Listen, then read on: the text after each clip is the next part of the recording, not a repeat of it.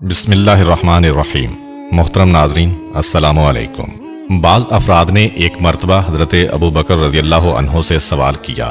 ایک شخص نے ایک دن صبح کے وقت ایک عورت سے شادی کی تو اس عورت کے اسی رات ایک بچے کی ولادت ہوئی۔ کچھ دن بعد اس آدمی کا انتقال ہو گیا تو ماں اور مولود دونوں نے اس شخص کی وراثت میں سے حصہ پایا۔ بتائیے یہ کس طرح ممکن ہے؟ حضرت ابو بکر رضی اللہ عنہ جواب دینے سے قاصر رہے۔ حضرت علی کرم اللہ وجہہ نے اس موقع پر فرمایا، اس شخص نے اپنی کنیز کے ساتھ ہم بستری کی تھی جس کی وجہ سے وہ حاملہ ہو گئی تھی۔ جب وضع حمل کا وقت قریب آیا تو اس نے کنیز کو آزاد کر دیا اور صبح کو اس سے شادی کر لی۔ جب مغرب کا وقت قریب ہوا تو بچے کی ولادت ہوئی۔ لہذا جب اس شخص کا انتقال ہوا تو عورت اور مولود نے وراثت میں سے حصہ پایا۔ ایک دفعہ مدینہ کی گلیوں میں ایک جوان فریاد کرتا پھر رہا تھا کہ اے عادلوں میں عادل ترین، میرے اور میری ماں کے درمیان فیصلہ کرو۔ حضرت عمر رضی اللہ عنہ اس جوان کے پاس پہنچے اور کہا، اے جوان، تم کیوں اپنی ماں پر نفرین کر رہے ہو؟ جوان نے کہا، اے خلیفہ، میری ماں نے مجھے 9 ماہ اپنے شکم میں رکھا، 2 سال مجھے دودھ پلایا اور جب میں بڑا ہوا تو مجھے اپنے سے دور کر دیا اور کہتی ہے کہ تو میرا بیٹا نہیں۔ حضرت عمر رضی اللہ عنہ عورت سے مخاطب ہوئے اور کہا کہ یہ لڑکا کیا کہہ رہا ہے؟ عورت نے کہا، اے خلیفہ، خدا کی قسم، رسول صلی اللہ علیہ وآلہ وسلم اور ان کے خاندان کی قسم، میں ہرگز اس کو نہیں جانتی ہوں، نہ مجھے یہ معلوم ہے کہ یہ کس قبیلہ و خاندان سے ہے۔ خدا کی قسم، یہ اپنے اس دعویٰ کے ذریعے مجھے میرے رشتہ داروں میں رسوا کرنا چاہتا ہے۔ میں قریش کی ایک دوشیزہ ہوں اور ابھی تک میں نے شادی بھی نہیں کی۔ حضرت عمر نے اس عورت سے سوال کیا، کیا تمہارا کوئی گواہ ہے؟ عورت نے کہا، جی ہاں، اور اپنے قبیلہ کے 80 آدمی بطور گواہ پیش کر دیے۔ گواہوں نے حضرت عمر رضی اللہ عنہ کے سامنے اس لڑکے کے جھوٹا ہونے کی گواہی دی اور کہا کہ یہ اس عورت پر تہمت لگا کر اسے اس کے قبیلہ میں ذلیل کرنا چاہتا ہے۔ حضرت عمر نے سپاہیوں کو حکم دیا کہ اس لڑکے کو قید میں ڈال دیں، اگر تفتیش کے بعد ثابت ہو گیا تو اس پر حد جاری کی جائے گی۔ سپاہی اسے پکڑ کر زندان کی طرف لے جا رہے تھے کہ اتفاقاً راستے میں حضرت علی کرم اللہ وجہہ مل گئے۔ جیسے ہی اس جوان کی نظر حضرت علی پر پڑی، اس نے فریاد کرنا شروع کر دی، اے پسرے امیر رسول صلی اللہ علیہ وآلہ وسلم، مجھ ستم دیدہ کی داد رسی کیجیے۔ یہ کہہ کر اس نے اپنا سارا ماجرا حضرت علی کو سنا دیا اور کہا کہ حضرت عمر نے مجھے قید کرنے کا حکم دیا ہے۔ حضرت علی کرم اللہ وجہہ نے سپاہیوں کو حکم دیا کہ اسے واپس لے چلو۔ حضرت عمر اس جوان کو واپس پلٹاتے ہوئے دیکھ کر غصے میں آ گئے اور کہنے لگے، میں نے اسے قید کرنے کا حکم دیا تھا اور میں اسے باہر دیکھ رہا ہوں۔ سپاہیوں نے کہا، اے خلیفہ، علی ابن ابی طالب نے ہمیں اسے واپس پلٹانے کا حکم دیا تھا اور ہم نے خود آپ کی زبان سے سنا ہے کہ ہرگز علی ابن ابی طالب کے فرمان سے سرپیچی نہ کرنا۔ ابھی یہ گفتگو ہو رہی تھی کہ حضرت علی پہنچ گئے اور فرمایا، اس جوان کی ماں کو حاضر کرو۔ عورت کو حاضر کیا گیا تو حضرت علی کرم اللہ وجہہ نے اس جوان کی طرف رخ کر کے فرمایا، کہو کیا بات ہے؟ جوان نے اپنی پوری داستان بیان کر دی۔ پھر حضرت علی نے حضرت عمر کی طرف رخ کر کے فرمایا، اگر تم کہو تو ان کے درمیان فیصلہ کر دوں۔ حضرت عمر نے کہا، یہ کیسے ممکن ہے کہ میں اجازت نہ دوں، جبکہ میں نے رسول خدا صلی اللہ علیہ وآلہ وسلم سے سنا ہے کہ علی تم میں سب سے دانا انسان ہیں۔ تب حضرت علی نے عورت سے فرمایا، کیا تمہارا کوئی گواہ ہے؟ عورت نے کہا، جی ہاں۔ پھر اس نے دوبارہ گواہ پیش کر دیے اور انہوں نے دوبارہ گواہی دے دی۔ پھر حضرت نے فرمایا، اب ان کے درمیان ایسی قضاوت کروں گا جس سے خداوند عالم خوش ہو جائے، ایسی قضاوت جو اپنے پیارے رسول اکرم صلی اللہ علیہ وآلہ وسلم سے سیکھی ہے۔ اس کے بعد عورت سے فرمایا، کیا تمہارا کوئی ولی و سرپرست ہے؟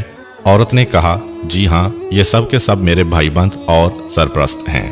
حضرت علی کرم اللہ وجہہ نے ان کی طرف رخ کر کے فرمایا، کیا تم اپنے اور اپنی بہن کے بارے میں میرا فیصلہ قبول کرو گے؟ سب نے کہا، کیوں نہیں؟ تب حضرت نے فرمایا، خدا اور تم سب لوگوں کو اس امر پر گواہ بنا رہا ہوں کہ میں اس عورت کا عقد اس جوان سے کر رہا ہوں اور اپنے پاس سے 400 درہم بطور مہر نقد ادا کر رہا ہوں۔ اے کمبر، جاؤ اور درہم لے آؤ۔ کمبر گئے اور درہم لے آئے۔ حضرت علی کرم اللہ وجہہ نے درہم لے کر جوان کے ہاتھ پر رکھے اور فرمایا، یہ درہم اپنی بیوی کے دامن میں ڈالو اور اسے یہاں سے لے جاؤ، اور شب زفاف کا غسل کیے بغیر میں تمہارا چہرہ نہ دیکھوں۔ جوان اٹھا، درہم اس عورت کے دامن میں ڈالے اور کہا اٹھو۔ یہ دیکھ کر عورت نے فریاد کرنا شروع کر دی، آتش آتش، فرزند ام رسول خدا، کیا تم میرے بیٹے سے میری شادی کرنا چاہتے ہو؟ خدا کی قسم یہ میرا بیٹا ہے۔ پھر اس نے اپنے انکار کی وجہ اس طرح بیان کی، میرے بھائیوں نے ایک پست حیثیت آدمی سے میری شادی کر دی تھی، یہ لڑکا اسی شادی کا نتیجہ ہے، اور جیسے ہی وہ بڑا ہوا انہوں نے مجھے دھمکی دی کہ اسے اپنے سے دور کر دوں۔ خدا کی قسم یہ میرا ہی بیٹا ہے۔ یہ کہہ کر اس نے اپنے بیٹے کا ہاتھ تھام لیا اور چلی گئی۔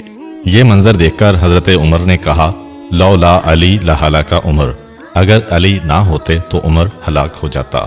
ایک دفعہ حضرت عمر رضی اللہ عنہ کے زمانہ خلافت میں ایک شخص نے کسی کو قتل کر دیا۔ حضرت عمر کے حکم پر قاتل کو مقتول کے باپ کے حوالے کر دیا گیا تاکہ وہ اس سے قصاص لے لے۔ اس شخص نے قاتل کو تلوار سے 2 ضربیں لگائیں اور خیال کیا کہ وہ مر گیا، لیکن در حقیقت وہ قتل نہیں ہوا تھا، اور اس کے رشتہ دار اس کے نیم مردہ بدن کو اٹھا کر گھر لے گئے اور لے جا کر اس کی خوب مرہم پٹی کی تو 6 ماہ میں وہ تندرست ہو گیا۔ ایک دن مقتول کے باپ نے اسے دیکھ لیا، فوراً اسے گریبان سے پکڑ کر حضرت عمر کے پاس لے آیا۔ حضرت عمر نے دوبارہ اس کے قتل کا فرمان جاری کر دیا۔ راستے میں قاتل کی نظر حضرت علی کرم اللہ وجہہ پر پڑی، اس نے حضرت سے فریاد کی۔ حضرت علی نے حقیقت دریافت کی تو حضرت عمر نے حضرت سے پورا مسئلہ بیان کر دیا۔ حضرت علی نے بات سن کر فرمایا، کیا قاتل سے دوبارہ قصاص لوگے؟ حضرت عمر حیرت زدہ ہو کر خاموش ہو گئے۔ پھر مقتول کے باپ سے فرمایا، کیا تم نے اپنے بیٹے کا قصاص نہیں لیا؟ اس نے کہا، تلوار تو ماری تھی لیکن پھر بھی زندہ بچ گیا۔ کیا اب آپ یہ فرماتے ہیں کہ میرے بیٹے کا خون رائیگاں ہو گیا؟ حضرت نے فرمایا، اس کا خون رائیگاں نہیں، لیکن تم نے جو اس کے 2 تلوار کے زخم لگائے ہیں ان کا اسے قصاص لینے دو، پھر اسے قتل کر دینا۔ اس شخص نے عرض کی، یا ابو الحسن، یہ قصاص تو موت سے بدتر ہے، میں نے اسے معاف کیا۔ حضرت عمر نے دعا کے لیے ہاتھ اٹھائے اور کہا، الحمدللہ آپ اہل رحمت ہیں۔ اسی طرح جب حضرت عمر تخت خلافت پر براجمان ہوئے اور تمام امور سنبھال لیے تو ایک دن ان کے سامنے ایک ایسے بچے کو لایا گیا جس کے 2 سر، 2 شکم، 4 ہاتھ اور 2 پیر تھے۔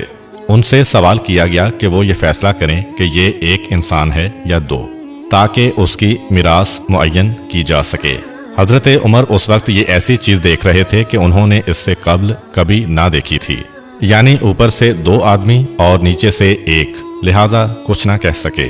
چنانچہ حضرت علی کرم اللہ وجہہ کی طرف رجوع کیا گیا۔ حضرت علی نے اسے دیکھ کر فرمایا، دیکھو، جب یہ سو جائے اور کوئی آواز بلند ہو تو دیکھو کہ ایک سر بیدار ہوتا ہے یا دونوں۔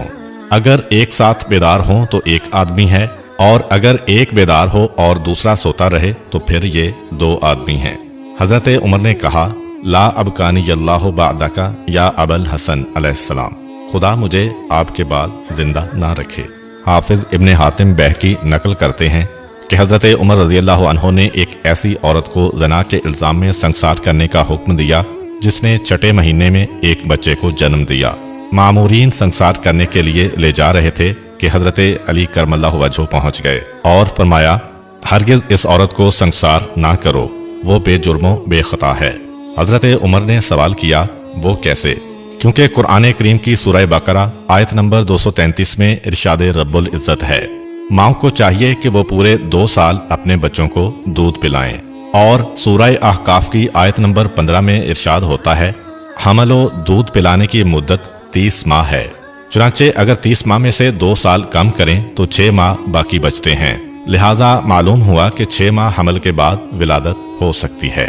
حضرت علی کرم اللہ وجہہ کا یہ کلام سن کر حضرت عمر رضی اللہ عنہ اپنے ارادہ سے منصرف ہو گئے۔ سبت جوزی نے نقل کیا ہے کہ حضرت عمر نے عورت کو رہا کرتے ہوئے کہا، خداوند جس مشکل کے حل کے لیے علی موجود نہ ہوں مجھے اس کے لیے زندہ نہ رکھنا۔ امید کرتا ہوں کہ آپ کو آج کی ویڈیو اچھی لگی ہوگی۔ اگر آپ کو ہماری ویڈیو اچھی لگی ہے تو ویڈیو کو لائک کریں اور مزید اس طرح کی ویڈیوز دیکھنے کے لیے ہمارا چینل سبسکرائب کر لیں۔ ملتے ہیں نیکسٹ ویڈیو میں، اجازت دیجیے، اللہ حافظ۔